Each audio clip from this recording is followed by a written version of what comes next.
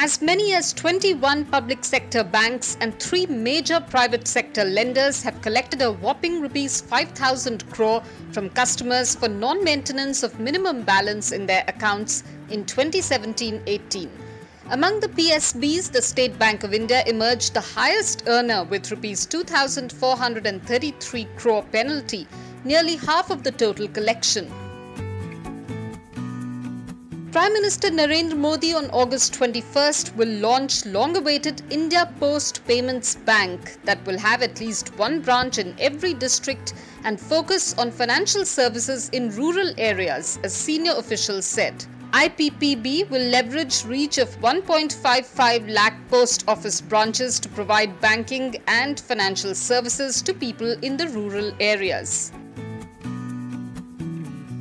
A panel working on the government's cloud computing policy wants data generated in India to be stored within the country, according to its draft report seen by Reuters, a proposal that could deal a blow to global technology giants such as Amazon and Microsoft who offer such services.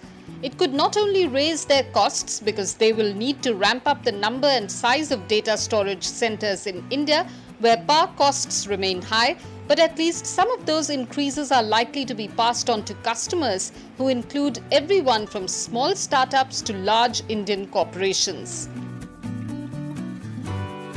With the US imposing additional 25% duty on imports worth $34 billion from China, certain Indian products may become more competitive, CII has said.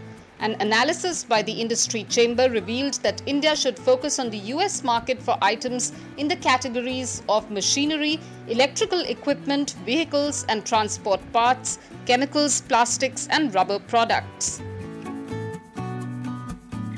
Large corporates like HUL and RIL have started making arrangements to comply with regulator SEBI's directive to split the roles of chairman and managing director by April 1, 2020.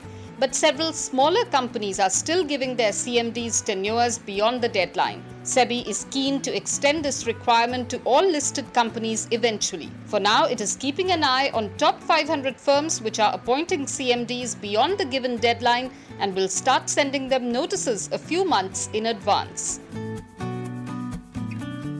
Indian Oil Corporation, the country's leading firm on the Fortune 500 list, has drawn up an ambitious rupees 1.75 lakh crore investment plan to expand its production capacity. In the company's latest annual report, IOC Chairman Sanjeev Singh said that the refining capacity will be enhanced to 150 million tons of petroleum products per annum by 2030 from the current 80.7 million tons. In the next 2 years, Wipro wants to move its workforce from its Electronic City unit and hired facilities in Bengaluru to a new 50-acre campus. Wipro calls it an agile workspace aimed at the digital worker. The move to shift thousands of workers to the new campus prompted Chairman Azim Premji to meet Karnataka Chief Minister H.D. Kumaraswamy last week to seek his help in upgrading the Sarjapur road so that it reduces traffic congestion, as reported by the Economic Times.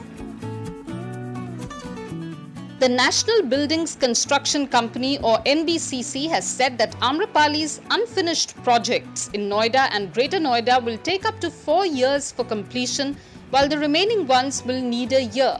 NBCC will have to submit details on revival of projects to the Supreme Court.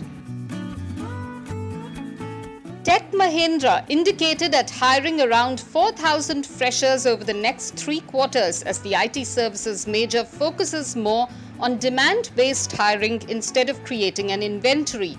The company has already hired about 1,800 fresh graduates in the first quarter of the ongoing fiscal.